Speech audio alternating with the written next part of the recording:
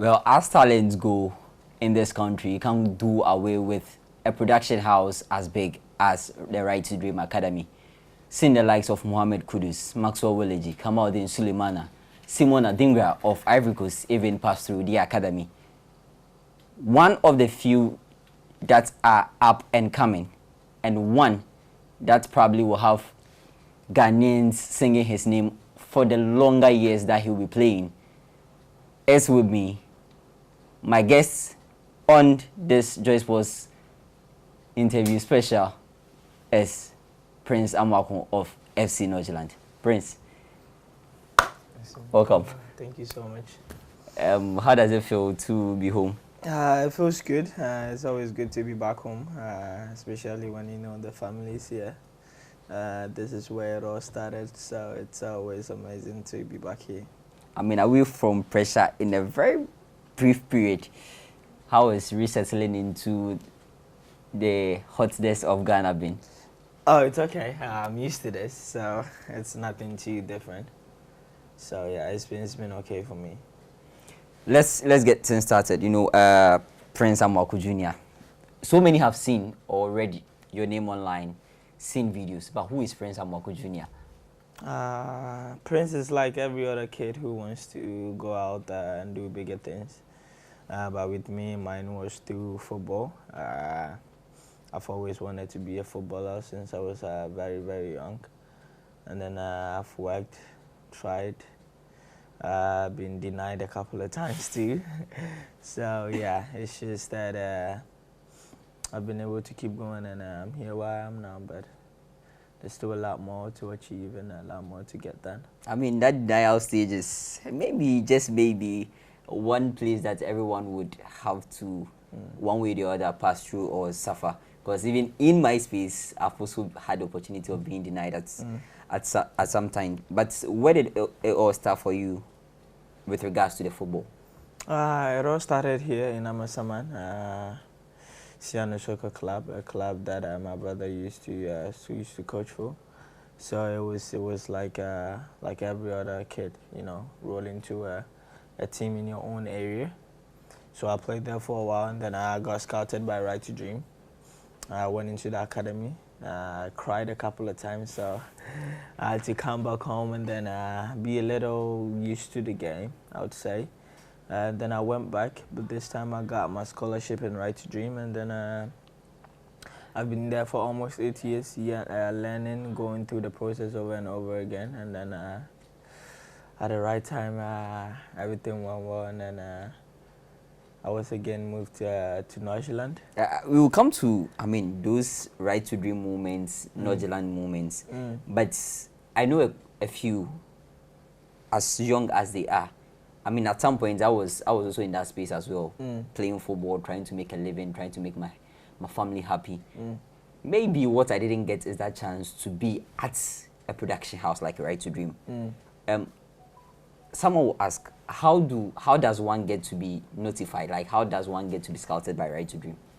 So it goes to a trial where you have to play and show yourself. And then I was lucky enough to play here in Amasaman. The Right to Dream scouts came over here, and then I was scouted there. That is all that happened. I know at Right to Dream, look, so many Ghanaians who have played the game, enjoyed the game, passing through Right to Dream. Derek Boateng, Fatal Dauda, Michael Essien. At some point, we even had Masoud Didi Dramani all in the game. Who saw you at that point? Do you remember who saw you, the conversations that went on, and then you moved the conversation Jeremy forward? Sita. I don't think he's known often, but he's like the head scout of the Right to Dream community. I think he's the one that realized the potential I had in me when no one else did. Because when you're young, you just don't see you as who you are now, because it goes way beyond that. And I think he realized that and saw that in me. And then he scouted me. So Jeremy Sita is like the main guy that saw what I could do and what I could offer to the table. Then the Right to Dream picture. I remember the first time I chanced on you was through a post by, I think, Vinyl. I got so interested. I wanted to know why Vinyl is projecting someone like you, because Vinyl is someone I followed from afar, liked his work so much. How did life at Right to Dream become for you, and how did you adjust to it? I mean, it's not easy, you know, being young and moving away from the family. It's very tough, you know. But if you're a person that wants to go out and achieve greater things, it comes with this kind of sacrifices as well, like leaving your loved ones at a point where you have to focus on yourself, just you, and then go out there and do it. But in Right to Dream, it was challenging, you know. Everyone is good there because being scouted by the best academy and the best players from each and every country, it's just the competition is way higher, and then it was tough because you think you're good, but someone is equally good as well. But I've always believed in myself. I've always trusted my abilities, and I think that made things quite easy in Right to Dream. I followed the process. You know, I like to learn, like to ask questions, and then I think that's what has helped me throughout where I am right now, and then I'll keep doing that. But life in Right to Dream was not the easiest, but it was also very easy because you could find a way to make it easy, and those ways are asking questions, you know, willing to learn, adapting to the place, and then yeah, that's how it just came out. If I look at Right to Dream, and if I take someone like Mohamed Kudus, for instance, who has been there and done it, I look at Kudus and I see the crop of players he played with at Right to Dream. Talk of Kamaldeen Suleimana, maybe some years ahead of Ernest Nyama, Ibrahim Sadiq. Who were your mates or people in the age group around this, the Right to Dream period, the same time you were there? I'm from the 07 group, and the 07 group is, I think there are people that you've actually not heard of. Some chose the school pathway, which is also a thing in Right to Dream. But in my generation, it's just, I think I'm the one that has been able to like step up a little bit. But with the 07s, there are some goalkeepers, Roxin. We were in a lot in the 07 group. It was just a few people from the 07. So most of them are in the school pathway, but the people in the football are, I don't know, the likes of Roxin, a very good friend of mine, so Israel, and I'm in Malmo right now. So it was just a little that came out of it, but those are the people I kind of played with. I think you make mention of something that not many are aware, and some would want to know. At what point does one differentiate the school pathway from making the professional life? Like, how does it feel, or what motivates that decision? I think it comes from your own self, because you gotta know where you wanna go, and if you're very young and you're coming into the Right to Dream community, it's just one thing that is ahead of you. Oh, it's either I want to go to school or I want to play. And then with mine, it was a little difficult because I was doing pretty good in both spaces. So I got told by some of the school people that, oh, this pathway is good for you, that pathway is good for you. And I got some advices from the coaches as well that, oh, you're doing pretty good at football. So it got to a time where it was a little difficult for me to make a decision. And like I've always done, everything I have that is bothering me, I talk to my family about it. And then at the end of the day, we come to a conclusion, and the conclusion was to go through the football. But I don't think it's like, you know when you want to play football and you know when you want to go to school. But I think the only difficult decision is when it comes to a point where you're kind of like, you have good chances in both areas. So I think it's not really difficult for other people because they know, okay, I'm just going to football, and others know I'm just going to school. It's just difficult for those ones that have like a bigger chance in both areas. So it was that with me, and then like I said, I spoke to my family about it, and then we made a decision, and then I chose the football. The parents bits or the family bits, if I should put it that way. Not everyone is in support of leaving behind school and then like wanting to become a footballer or trying to delve into sports. how was it received by the family growing up, knowing your interests? How well were the family behind you as it went on? They were pretty supportive. But that was like very later in the conversation. My dad used to have a problem with me going to football because my education was dropping a little bit, you know, because it always became about football, football, football. And then it got to a time my dad asked me to actually stop playing, and I did. But then my older brother that knows the love and the thing that you get from football, he kind of convinced my dad, which I don't know, I think he's pretty convinced now. But with the early stages, he had a problem with it. But he did the convincing most of the time, and then I started playing, and then 6 months after the convincing and everything, I was with the Right to Dream and everything, and that's where they came in. And then he had a clear vision that, okay, that is actually gonna happen. So he just tried to stay supportive as possible, and then I think they've done that pretty good with now, so yeah. Yeah, for someone who had opportunity at Right to Dream, one thing I always associate Right to Dream with has to be, and for the right reasons, has to be the Gothia Cup. I think it was the first moment of interest I got as far as the academy is concerned. How was it for you playing in that competition, and what, as a young footballer, what does that opportunity mean for you? It means a lot. You know, different culture, different teammates. I was the youngest in the squad on my first go there, so it was very different knowing that, oh, you're gonna be on the bench, you know. But then I didn't care about that. The moment is I cared about the traveling, you know. I cared more about how the environment was. You get to meet different people, but it's nice to get to see all these things, you know, get to experience the life of going into the verge of becoming a professional footballer. So I think that's a very good exposure for. It was a very good exposure for me. I got to see a lot more to myself than I thought I was.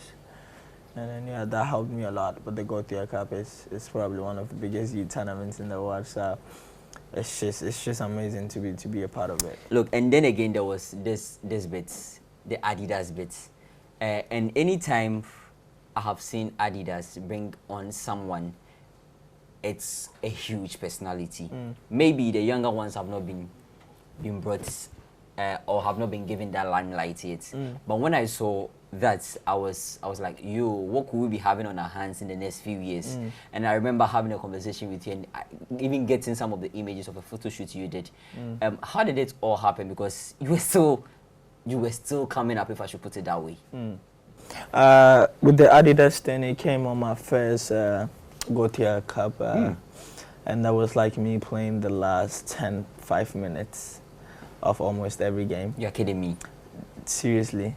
I was 15, 16 by then, so it came, and I had an agent by then. My agent texted me, was like, oh, there's this Adidas sponsorship that is being offered to me, to you, so what do you think about it? I was like, well, is this a question you're supposed to ask me? Because I barely played. Like, I didn't even get a chance to even show myself. So I was just focused on the winning part of it, because we won that tournament in that year. And then I spoke to my dad about it. I was like, oh, this is what has come. My dad was like, wait, what? They actually don't understand the sponsorship thing, because they think they give me free stuff and then they don't take anything in return, and they have to pay me. So my dad was like, wait, what is happening? So I mean, that reaction is just like what everybody will also ask. Yeah, he was like, what is happening? Why would they give you free stuff and not literally get anything from you? All you have to do is to let them be recognized, like tag them in posts and everything like that. I was like, yeah, I'm pretty confused just like you are. So we took it, and then I've always been a fan of Adidas too. So when it came, I said yes straight away, and then yeah, it's just what it is now. I mean, I don't know how to describe that moment, because I still feel at 15 and Adidas contacting you was quite big. I mean, it's still big, because that is a great brand if you're talking about, I mean, sportswears and I mean any other thing related. But then again, it is you. It is Prince Amoako. Who am I not surprised? Because you've been brought into the limelight at a very young age where you had people talking about you. At what point again did you see yourself going to Nordsjælland? Because look, many people have come through the Right to Dream Academy, but not everyone has had the opportunity to go through Nordsjælland from Right to Dream. Where did it all start? Where did it become a possibility? I think with the Nordsjælland and Right to Dream thing, what people don't get is before they see you as who you would become. Like they've already seen in the past that this is who we're gonna have in the next 5 or 6 years. And what people don't know is I got offered a pre-contract at 15 with Nordsjælland, but then the negotiation with my agent in Nordsjælland took a little longer. Wow. And then I signed with Nordsjælland when I was 16, and then had to develop again for like 2 years. So you can play like with the rules and everything. You can play in Nordsjælland when you're 18, because I was born and raised in Africa. So that's the rule with So I signed a pre-contract, and then I knew I was with Nordsjælland for the next 2 years. So all I had to do is stay in Right to Dream, develop a little more. And then I went to Nordsjælland straight when I was 18. No, I have no words. But I think there's one question I had wanted to ask. At Right to Dream and Right to Dream at Gothia Cup, one thing I've realized, or one thing I've come to understand, is Right to Dream do not allow journalists or do not allow the media to put the names of the players. I mean, sometimes someone could be performing so well, but then they don't want that name to be out there. What is the reason behind this? I think, or what could be the reason behind this? I think it's all for the protection of the players, because, like, again, going to the Gothia Cup is just a bunch of 15, 16-year-olds going there. You could literally say something that isn't good for the brand, and that could ruin a whole lot of things. So I think it's more for the protection of the players, in terms of like, when we feel like you know what you can say, and you know the way to put your words, then of course you can get that exposure as much as you want. But then I think with those times in Gothia, it's just different. People could mistakenly use your words for something else, and that is why I think Right to Dream is very conscious of. So that's why they actually do that. Then the Denmark career, I like it so much because it then gives you a higher notch of limelight compared to Right to Dream, right? How was the integration like from Right to Dream, getting to Nordsjælland, and then now working your way up? With the Nordsjælland thing, it's like Right to Dream used to travel back and forth to from Denmark to Ghana. Yeah. So it was like you were kind of used to it. But then I got integrated into the first team when I was 17. So I started training with the first team and playing some reserve matches with them because I couldn't play official matches. So I kind of knew the environment. I got used to the environment because I knew in the next year or two, this is where I was going to be. I already knew that. So I tried to learn as much as possible. They do different things like the plays and everything.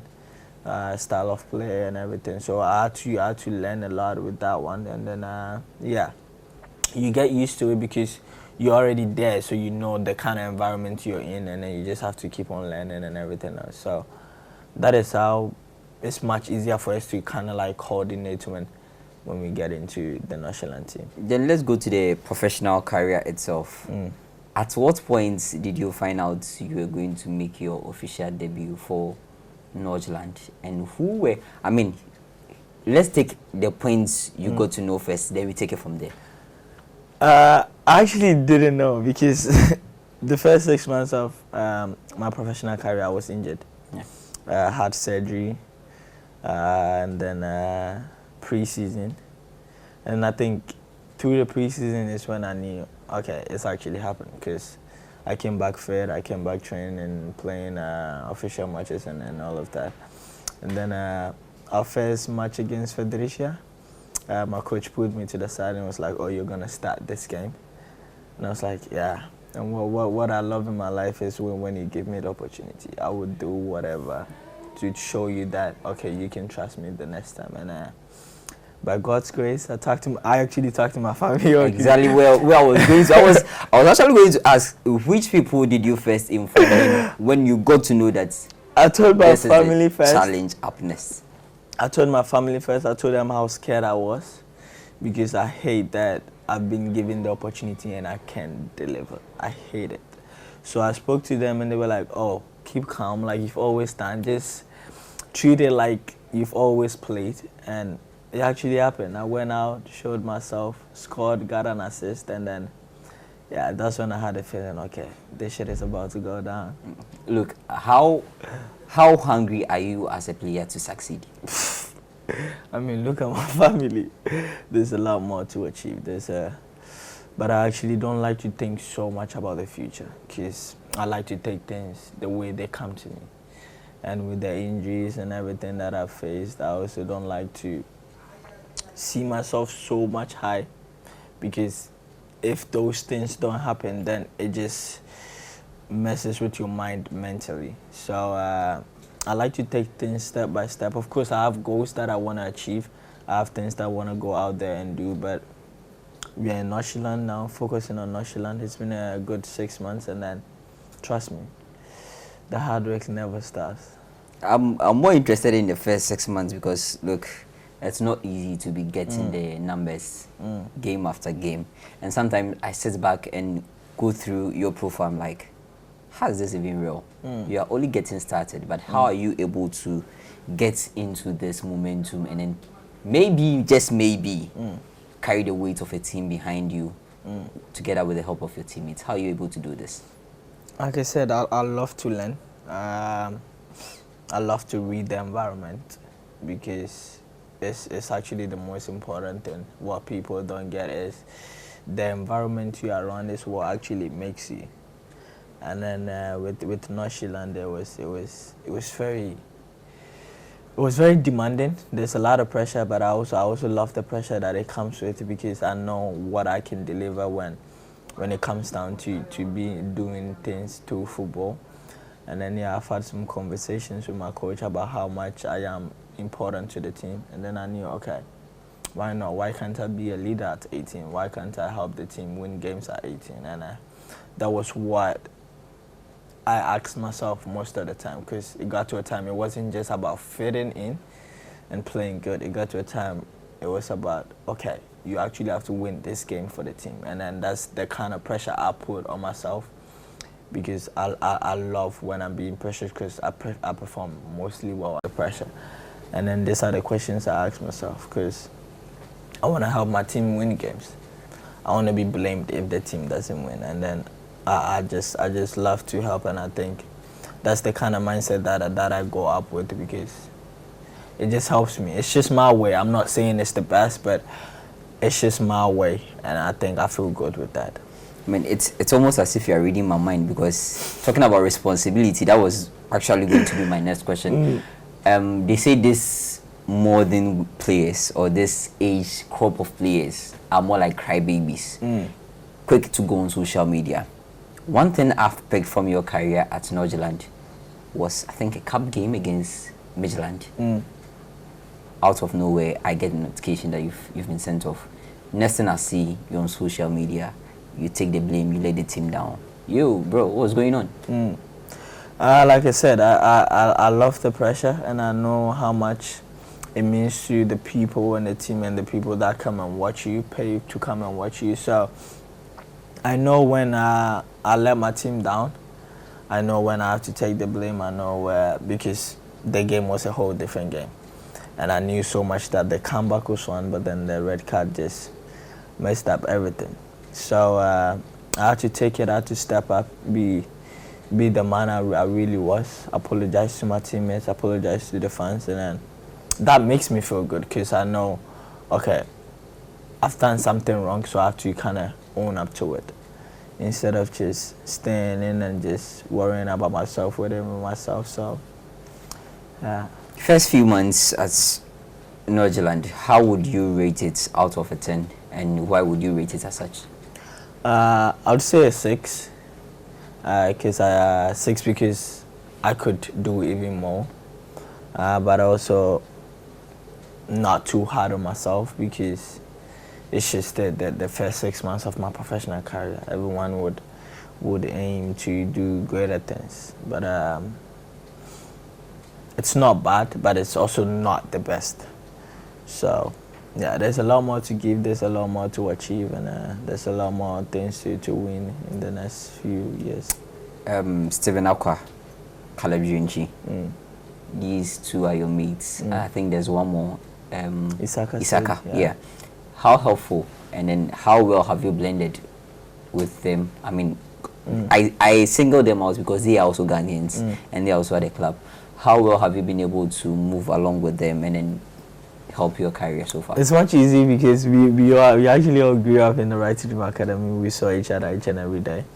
So it's just much easier to connect with them, you know, have some good time together, have team breakfast together, and just talk about life because we live there and we know how the environment and how much it means to these people about football. Because one day you got criticized and the next year you're on top of the world. So it's just that you talk to them, get to know each other's minds. I spoke a lot about Caleb with the national team too, how it was and everything, because that's where I want to see myself in the next coming months. So it's just good to know that someone has been there, ask questions, ask how is it like to be around these people. So yeah, we talk a lot, have fun a lot, and then just advise each other. You're pushing me to go into the national team topic at a very young age, but I am young. I'll take my time. How is the relationship with Caleb? How big of a star is Caleb? I think Caleb doesn't see himself like the way we see him because he's a very, very humble guy. I just focus more on his work, but Caleb is insane, like crazy good. And I say this every time because he delivers almost every time, every game.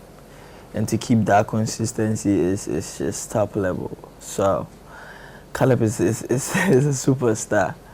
And I tell him so much every time. But he wants to achieve a lot too, so. I remember you were on holidays when I texted him like, bro, I want to speak to Caleb. Away from it, we couldn't progress the conversation. But then in terms of the media space, what kind of personality is Caleb? You will never get to talk to him. Caleb has denied interviews from FC and a lot of times. a lot of times. So it's very difficult to get to Caleb. It's very difficult to get to him. Then again, another high-profile person at Nordsjælland, making it easier for Ghanaians, making it easier for younger players to come through, has to be Michael Essien. How big of a motivation, how big of a character is Michael Essien, and how good is he to your career so far? I always say this, it's been a very big part of my development because whatever that I want to achieve, he has done that. You know, to play Real Madrid, win the Champions League and all of that. It's just, when you see him working on, you're like, where is this actually Michael? Because he's so down to it. He loves to listen. He loves to help you, you know, talk to you. It's just amazing to be with someone that has achieved everything that you want to go out there and achieve too. So you might as well take the best chance of it, you know, talk to him, ask him questions, how is this, how is that, and then, yeah, he's willing to help every time. So it means a lot to have someone like that is willing to help you every time. So you've been speaking a lot about your career. I mean, we have seen the first half of the season from you, what you've delivered to FC Nordsjælland. Now time to cool off, rest, and get back to Denmark again. What plans do you have? Like, what are your aspirations for the second half of the season? The goal of the team is actually to get in the top 6 and play before the playoffs. So we want to get in the top 6, and I want to help as much as I can with goals and assists. I want to send my tally up. So yeah, try and do that as much as possible. I mean, combining both goals and assists, I think you're already in double figures if my memory serves me right. But if you had to set a tally for yourself, a target, maybe I want to clock 20 goals. Like 20, 30 goals and assists combined. What will you opt for? I mean, what will you say is your target? I'd always aim higher. I think I can get you 20, 25. But again, that's not what we can focus on right now. Of course, I want to achieve that, but my mind is always on the next game and the next training. So, yeah, we see where that takes us. What would you say at the end of the season? What would you say needs to happen for you to say, I've had a successful season in my first professional career? I wanted the team to get in the top six. I want to have a good feeling about myself that okay, I actually did quite good. And then, yeah, everything else we'll just see where that takes us. And then now the conversations which make some people a bit of uncomfortable. You are young, very young, but then we've seen people climb stages that are bigger at a very young age. The national team. You happen to be very close with Caleb. What has he told you about playing the national team, and what are your thoughts, or you reflect and look at it and feel I need to be there? What has been the message of this? Well, we've had conversations about the national team, but it's never been about what's on the inside of it. But on the outside, from what I see, the national team is always good to play in, you know, because you're representing your country, you're representing the very place that made you. So for me, it's always a big deal to play in the national team and to be called up for it. So yeah, it would just mean the world to me, and it would just elevate my confidence and everything else on a higher level, and then everything else would just align. But right now, to play in the national team is a very big trick for me. Look, it's early days, but still not early days. World Cup is some months away. With the way you are moving, the numbers you are racking up, the performances you are showing to Ghanaians, do you feel if you step on the pedal a bit harder, it could be a touching space for you? It would mean the world to me. But like I said, I want to achieve greater things. You know, I want to score more goals. I want to make more assists. And if I was to make the World Cup squad, it would just be a whole different thing. But like I said, I'm focusing on now, doing my best now. If I don't get caught up for it, it's not the end of the world. The chance will always be there. But like I said, I will do my best, try as much as I can, and then when the opportunity is being given, trust me, I know for sure I would. Look, I don't know how much you've read into it, but I've been on social media a couple of times, and I've seen your name crop up, like pop up with people wanting to say, look at the performance of Junior Prince Amoako, what he's doing. I thought he deserves a chance. Has there ever been a moment where someone around the national team, someone around your camp has maybe informed you that, look, you are being watched from afar from people at the top? Yeah, we've had conversations about that, but I also know, because it's just when you're having these numbers and you're doing pretty good, people see. And one thing about me is I don't do things for what I want people to see on the outside. I do things because I see it as good for me. Because it gives me peace, and it gives me a chance to even perform on a higher level. So I don't do things for the people on the outside. If you see it and you love it, fine. If you see it and you have a problem with it, that's definitely fine as well. So I do things because I think it's best for me. But everything else, it's just up to the watcher. Mohamed Kudus played at the 17 level, played at the 20 level, eventually went to the senior national team. Caleb Junior skipped the U17, skipped U20, skipped U23, straight to the national team. Which would you prefer? And would you say if you had to get called up in any of the youth national teams, you'll be present to represent your country? I mean, I still stand on the honor of playing for the national team. I would always stand on that. If the eligible group is there for me to play, I will be there if I'm being called. If not, I'll still focus on my club. But of course, it's always nice to escape everything else and go straight into the first team, you know, have a presence of everybody else. So, yeah, we see where that takes us. I'm just ready for whatever. Mohamed Kudus, Kamaldeen Suleimana, and Nestiniama, these are people who have passed through Right to Dream, passed through Nordsjælland, and now playing for the national team, making names at their respective clubs. How big of a motivation and what is the relation between yourself and them? Are you on good terms? Like, do you speak, and how do they motivate you? I mean, I speak to these people, but I also think the way they act speaks a lot. Because if you see people like Kudus making names out there, I mean, they don't have to come tell you, oh, this is what I'm doing, this is what I'm not. You see it. And when you see things like this, it's just nothing than a motivation to you to also go out and do greater things. So, yeah.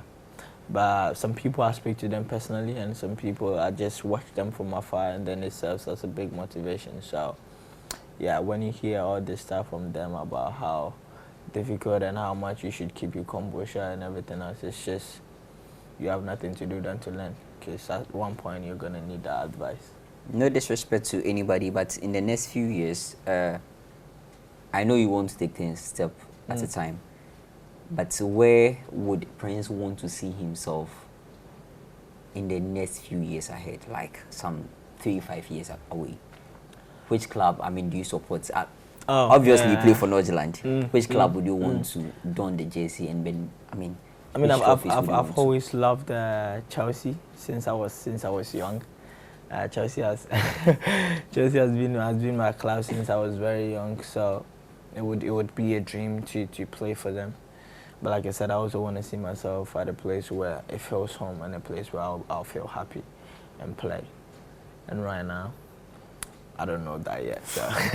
I mean, in terms of trophies and all of it, which one do you have your minds on? Like, do you feel you could go on and then achieve, bring home, feel a bit proud that you've won these? I think with the honor of the country, it would mean the world to us if we got the World Cup. It would be amazing. I would love to win the World Cup with the country, be a part of it, and to keep your name in the book of history. Playing at the AFCON or going to the World Cup? Winning the AFCON or going to the World Cup? Which one would you prefer? Winning the AFCON. I mean, I want to win the World Cup, so going to the World Cup is the higher chance of winning the World Cup, isn't it? So, yeah. You are being diplomatic with your answers, but then I like it also. So, yeah, because you can't win the World Cup if you don't play the World Cup. So, if that's the biggest dream I want to achieve, then I have to play in the World Cup somehow. But yeah, the AFCON will also be a very good way. Look, let's count the conversation at all with this. The PAG Foundation, quite a nice project. I've seen players come up, try to grow into their own, make community or wherever they are coming from very proud. What was the rationale? What was the motivation behind this? First, you need to tell us about it. The PAG Foundation is a family thing that we all brought up. Because I know what it feels like to be of a help from a give back project, like the Right to Dream community.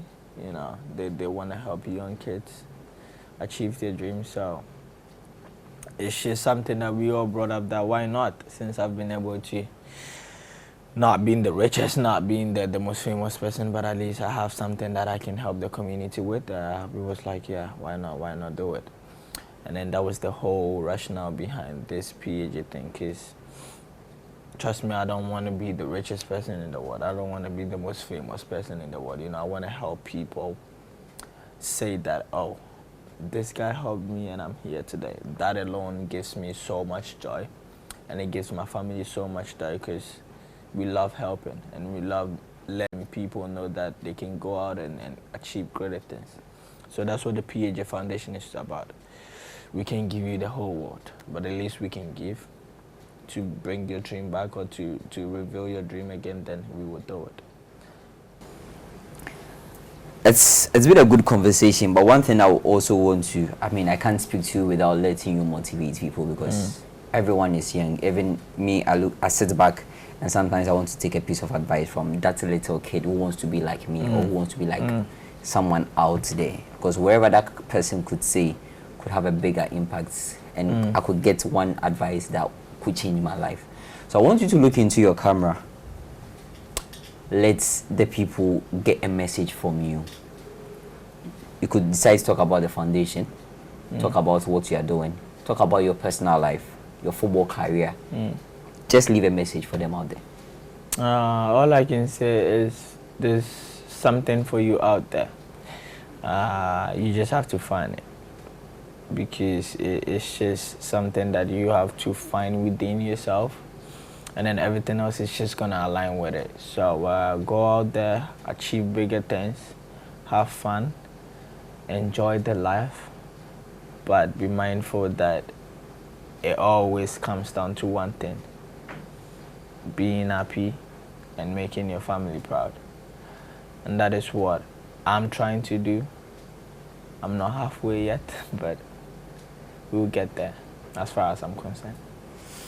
Viewers, it's been very nice. It's been a pleasure speaking on this edition of the Joy Sports Special that we've been bringing to you over the years, over the months.